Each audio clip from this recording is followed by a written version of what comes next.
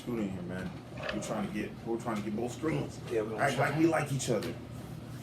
All right. It is, what is that? Sunday, February 9th? Yeah. 9th? Yep. Yes, the 9th. All right, y'all. Welcome back to another episode of Blerd State of Mind. It is yours truly, Seth. I got my boy Bruce and my man Aaron with us today. I know we talked about having guests on the show before. This is my boy Aaron, which you have, what is your art designation? 4-Pack Comics? He does a couple things. And tell him a little bit about yourself. We'll let you do your own introduction. Well, man, I do. So I actually have a nerd comic base, or Blerd comic base, called 4-Pack Comics. Actually features a lot of different things under the label itself. So you got 4-Pack Comics, you got nerd components, which also includes nerd gear retro, and Pariah, which is a whole different line of ninja clothing, nerd ninja clothing. I'm excited for that one. Ninja clothing, yeah. So it's actually pretty awesome. You can actually catch me on Teesprings, Facebook, Instagram, and new website popping up this year as well. First official paperback comic for 4-Pack Comics dropping this year as well. Yes. There it is. This is where it all starts. So thank you for joining us, man. I know your time is valuable, so we appreciate you giving us a few minutes of it. And when we put this together, like, we really are starting from scratch, and we're figuring out as we go, and with the technology, with the social media. So we appreciate y'all being along for the ride. Right. And that's why we're going to kind of revisit the topic of goals. Yeah. So Seth had the idea. He said, we've done that before, but let's do a check-in. So let's start with, where are you at? Okay. So like Bruce was saying, I wanted to check back in because I know it's New Year and everything. Everybody's talking about New Year, new me, blah, blah, blah. So it's easy to get started with the new year, and then like literally a month or two into it, people fall off, whether it's your gym goals, your diet, whatever little money, business goals that you have. You know, like I said, motivation can be finite, and sometimes that drive can literally like kind of die off, not even that long after you get started. So like Bruce was saying, we want to check in, do an update, let you know where we are with our personal goals, but also to see how, I guess, we can also basically keep the fire alive too, to keep you pushing. So for me personally, I know I had a couple milestones I wanted to hit. As far as like my personal fitness goals. Like what's the personal fitness goal? Like me, I want to get back into my martial arts, get back into training. Okay. What are you doing about that?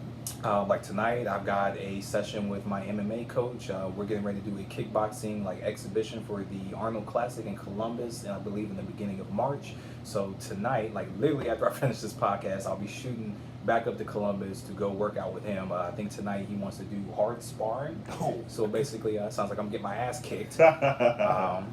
So yeah, so I'm gonna be doing that, and like I said, to prepare for the Arnold in March, which is literally about a month away from now. Right. Okay. Dope. So going on this way, he mentioned a paperback copy of his comics. So right now it's digital. It's on Instagram, Facebook. We'll get you the link. It's in the bio, right? So have you done a paperback before?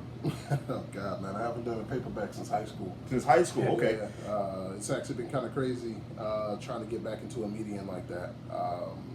So in the end, all of it is still going to be digital, but I did want an actual paperback copy. So I got a lot of different groups that I've worked with, a whole lot of folks who actually support 4-Pack, which is pretty cool, including, I don't know if you guys know about Arcade Legacy down in Cincinnati, probably the best arcade that you could ever find. Okay. It's amazing. Make sure we it's get a actually link in for the them. Cincinnati Mall. Is that where you doing some Street Fighter tournaments stuff back in the day? Back when we used to do Street Fighter tournaments, Smash Brother tournaments. Back when we were in the fighting game community, which was awesome. Jesse, the owner there, was actually very supportive, not only of my comic, but of course we were supportive of his business. And you know, hopefully going to be able to put some issues out there. And there are a couple other comic stores around Dayton, Ohio, that were also very supportive. I know there's a place out in Trotwood that I wanted to get in touch with, which is actually a black-owned business that actually owns comic books and sells comic books. It's a coffee shop as well. So shout out to them as well. So what's the timeline? So the timeline is December. I'm hoping December to actually have the first issue out. I want to point this out. This is where I think a lot of people fail on their goals. And by a lot of people, I mean me. You're trying to do too much all at once. Oh, yes. And what I've learned, my little catchphrase, my mantra is dream big and start small. I truly believe that you can accomplish anything your mind can imagine. But what you're not going to do is accomplish it all the next day. Absolutely. So that's where he said it. The people that support him, he's got somebody training him. I personally don't believe anyone's self-made. And if someone says that, it's disrespectful to people that help him along the way. So for me, I've got a call 5 days a week. I've got an accountability call at 8:30. 2 times a week, I've got a call Mondays and Fridays early, 5 a.m. My guy calls me on the dot. He said, Bruce, what's the goals today? And then Tuesday, I'll have a group in the evening. Like, this is just part of my network. And a lot of people that support me and encourage me help me keep going when I don't feel like it. What'd you say? Motivation is finite? Yeah, it's finite. That's a major key right there. And so that's where even we do a podcast like this, it's a group effort. Absolutely. He called me this morning. He's like, what are we doing and where? This gentleman's got a whole laundry list of things he needs to get done today. So when he was like, hey, let's make this valuable, we want to let you know that when we work on our goals, we're trying to lead the example for you all. So let's see. We talked about goals, an update of where we're at, the steps to accomplish it. So let's talk about steps.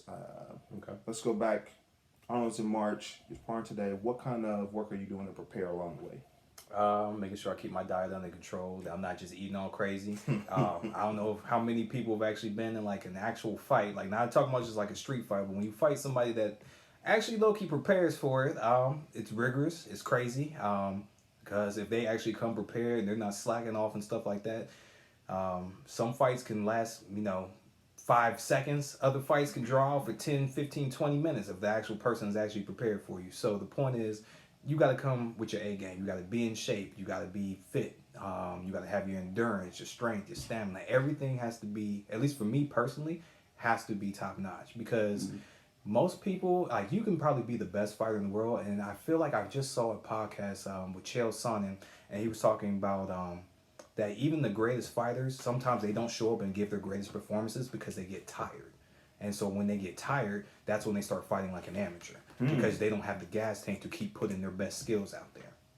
Okay. So, for me personally, like I said, that's where the diet comes in, making sure I'm not eating crazy, eating healthy, make sure my energy levels are good, so that way I can give my all at practice like I can today. So yeah, that's the preparation for that. So let's talk about obstacles then. What gets in the way? Because I don't know about you, when we came over here, I passed 5, 6, 7, 8, 10 fast food joints. Well, y'all know I'm a fat boy at heart, man. I love my sweets, like my doughy goodnesses. I think this past Thanksgiving, I brought over like a ginormous tray of peach cobbler my mother had made. He only brought one. The other one was in my trunk. It was for me. But see, there's stuff like that I know that I have to be disciplined and focus on, that I have to forsake for a period of time, because like you said, I have this goal. 30 days, man, might not seem like a long time, but if you are messing up within those 30 days, then when you finally get there, it's like, oh shit, what did I do with my time? Or how could I better prepare for this? I think I went through like one bad weight cut when I was doing my cage fighting. And when I say that I felt horrible during that fight, and that was like the one fight you tried to do it all at once, right? Yep, tried to do it all at once. I ended up having to cut like 5 to 7 pounds literally the day of the fight. Ooh. And these are like same day weigh-ins, same day fights. So when I did that, it wiped me out. And I had very little energy to give into that fight, and that's the one fight that I lost. And like I said, just because I wasn't at my best, my opponent brought his A game. He was ready. He wrestled, out grappled me and grinded me out, and I just didn't have it in me to give him my best at the time. So that's a very literal, physical challenge and obstacle.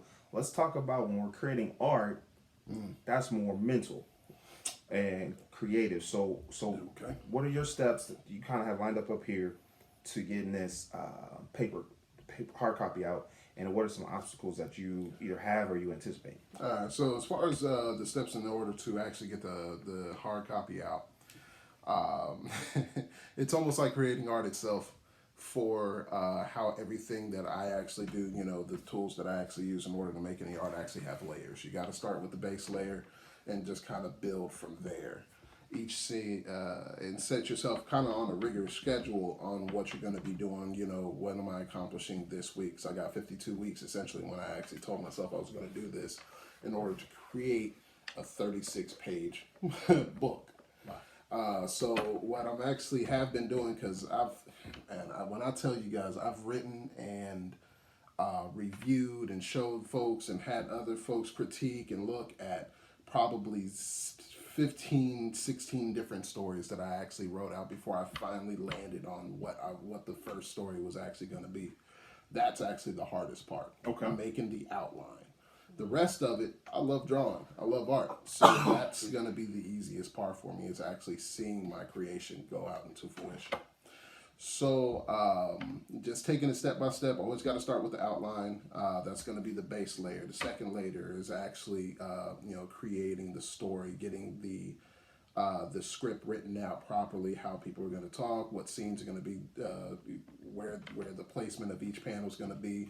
You actually have to cut that out in the script. It's almost, making a comic is almost like trying to write a movie.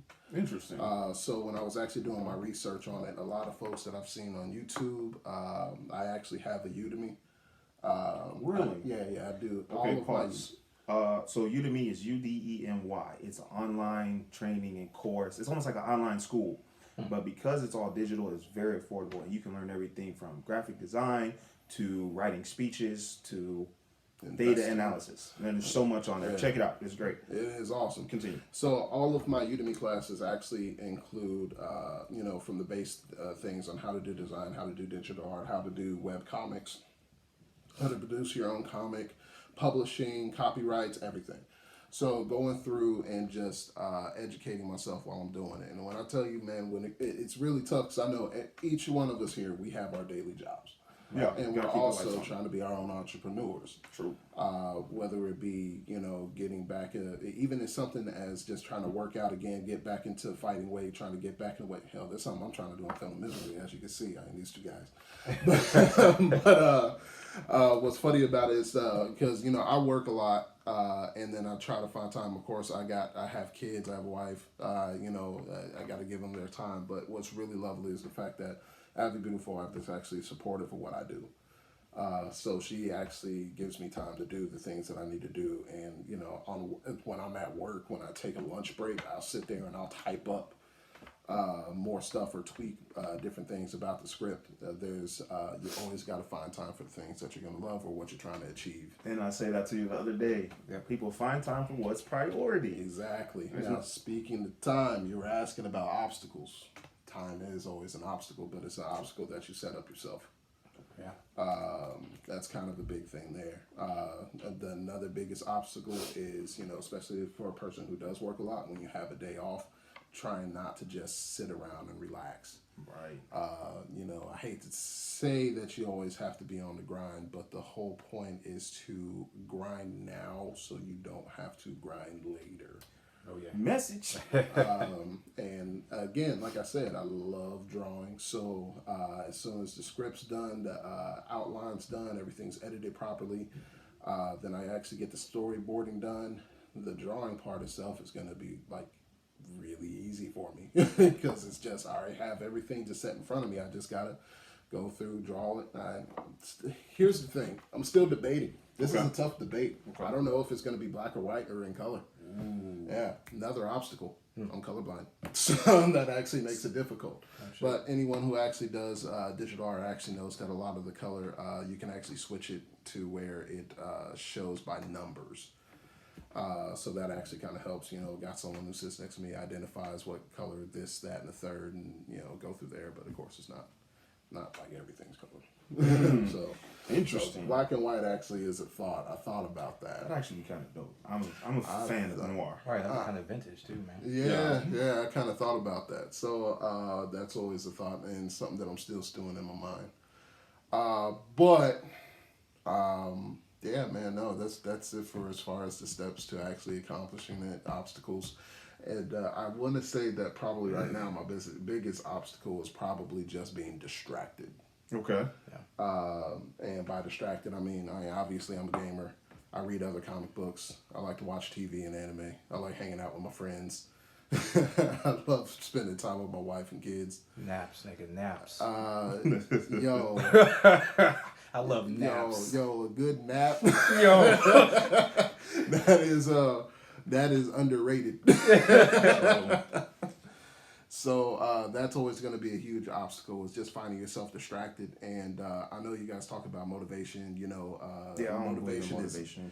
Well, motivation doesn't necessarily get you anywhere without the proper steps to actually direct you. And because I mean, hell, you can have motivation to achieve anything, but you end up just running off a cliff because you're not actually seeing where you're going. You don't have the right steps to get to where you're going. You didn't plan out anything. So, motivation doesn't really do shit for you. Perfect. So you have like a plan from start to finish of what it looks like. Yeah. You have a plan from start to finish. I'm here. The fight's here, and this is what I need to do in between. Yeah, have a definite deadline. I heard a great quote. It said that planning is invaluable, but plans are useless. Yes. And it took me a second to catch that one. I was like, okay, wait. Planning is invaluable, plans are useless. You've got to have some sort of idea of the steps. However, until you act on them, till you take those steps, till you put it into practice, Yep. It's useless. It's just words on paper. Absolutely. And that's where I agree with you. Like the motivation piece gets you started, but it doesn't get you finished. And that's where having a support system comes in. Yeah. People that are in line with your goals, or at the very least, they don't even have to participate, but they have to recognize it's important to you and say, hey, you told me you were going to do X, Y, Z. Yeah. Are you doing it? And sometimes that's all you need. You're like, nah, I really didn't do it this week. I was this, I was that, I was tired, I was busy. You're like, I didn't ask you that. Say, Did you do it? Did you do it? You know what I'm saying? And it's tough sometimes because there's so many things to distract us. I mean, it's 2020. Between social media and the fact that you can, hop on a plane and end up in another state, another country so fast, you're like, how do I take my time and resources and stay focused? Mm-hmm. So let's talk about staying focused. I think you mentioned distractions. What distractions do you have as far as heading that direction? Same challenges like Aaron's got, because you got 2 kids, I got 2 kids. Like I'm literally leaving one kid down here and taking my other kid back up to Columbus with me. So like you said, man, those kind of things, as far as not putting in the time to train because, got to watch the kids, or not, or what I think I'm taking my youngest with me to go to my training today. Okay. Which that's a twofold thing for me because I want to expose her to the martial arts world because I think that she'll be interested in it because she's super physical and active, but also I'm just not going to let it get in the way. Let my fatherly duties get in the way of my goal. Okay, so obviously kids are important, right? Mm-hmm. However, how do we keep that from being an excuse not to do the work? Dude, that's tough. To be honest with you, let's see, my kids are 7 now. For the past 5 years, that was my excuse for not. That was. Hold on, watch your hand when you talk about. So my whole thing was always going to be, hey, I have children now. Kids come first. Right. I'll work on my goals after they're, of age where they're off doing their own thing. Okay. So you taught me something, and if you can, real quick, was it the Eisenberg matrix? You talk about What's important. So in the actual matrix itself, there's 4 squares. You have what is unimportant, right, and not urgent. Okay. You have important but not urgent, urgent and important, and not important but urgent. Okay. So you have these 4 grids where you're trying to place your life to be most effective and most efficient, which sometimes gets a little difficult being a daddy. Like, to be honest with you, it does get difficult. Yeah. Because something that I personally would say is extremely important, and a lot of times it feels extremely urgent, is spending time with your kids. Right. But if you're actually doing everything correctly, you will spend your entire life in something that is important but not urgent. So let's break this down. So we have something not important, not urgent. That's watching TV. Oh, not important, not urgent. Definitely watching TV. And no, I'm not saying stop watching TV. That's not the point. I'm just saying if you never watch TV, and again, you would really be okay, believe it or not. Right. So then we have urgent, not important. That could be something like a sale at Old Navy, all right, for all the shoppers out there. Like, it ends at midnight, so it is time sensitive. However, if you didn't buy whatever it is from Old Navy, you're gonna be okay. Trust me. Yeah. All right, so then we go. This is where people get in trouble, which is what you just mentioned. It's important, but it's not urgent, and that's where you have to ask yourself: does this need to be done right now? So that could be an oil change. That could be spending time with the kids. That's absolutely important. But the question is, and this is where you can really level up. If you say, "Do I need to do that right now?" And in fact, we're going to wrap up here in a minute. He's going to go grab the kids. And that's where we take advantage of it not being urgent, so we can put it off for 30 minutes, but it's still important, or we're not going to skip it. And then last but not least is important and urgent. Those are the things you need to do first. Those are the things that have to have a top priority, like being at work on time. True, but here's the whole thing about that's where it's kind of a catch-22 when it comes to looking at this grid itself. It's all of interpretation. It is. Yeah, I was thinking that sounds pretty subjective too, though. Oh, absolutely. Exactly. Absolutely. Because here's the whole thing. It's all about where you want your life to be and how you plan on planning things out. So for me, I try to live in important but not urgent. Is how I try to live my entire life. Really? Because when you are doing the things that are important, Okay. but aren't necessarily time sensitive, you're setting yourself, in my personal opinion, closer to success because you're planning things out. Planning everything out is very important. Setting how your day is going to go is very important. Making a time schedule for what you plan on doing is very important. If you do not do those steps, those things flip to being important and urgent. Because they catch you off guard because you didn't plan ahead. That's what I was going to ask you about. I was like, if you knock that part out, then like you said, it's almost like preemptive. It's like you're preemptively dealing with that stuff. So like you said, it doesn't transform into something urgent. Exactly. That's Okay. what You bite your ass. never want something to be urgent, but something will come up that is urgent. Sure. But if you plan correctly, you'll be able to handle the things that are important and urgent, and then flip right back in the mode of being important but not urgent. So a good 80% of your life should be spent important but not urgent, in my personal opinion. You shouldn't spend too much time in unimportant, unurgent. Right. But that's also time to kind of shut your brain off, which is also necessary. Right. That's why I said, I'm not telling you never to watch TV again. But you said 80% in the important. A lot of people spend 80% in the not important, not urgent. And then they wonder why they're getting bigger, not smaller, why they have less money, not more money, why they have, why they're not making any progress. Exactly. Why 2020's goals are the same as 2015's goals. Exactly. Okay, so we need to spend 80% in important, and we really don't want them to get to urgent. Exactly. I love it. I think we can wrap up here. Yeah. It's jumps. Oh, yeah, cool, man. Last minute details.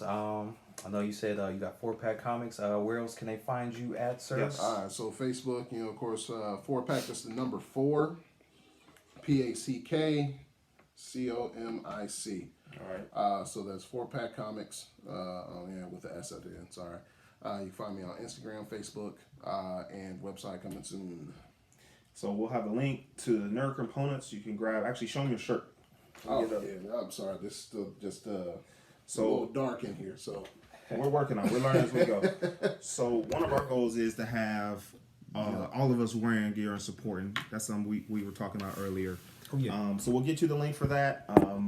Speakwell.llc on Instagram. The link's in my bio. Seth will put a link in the bottom. So we appreciate your support. We appreciate y'all taking the time to join us. And again, on this adventure. And I hope some of that helps you succeed. All right, until next time. Peace.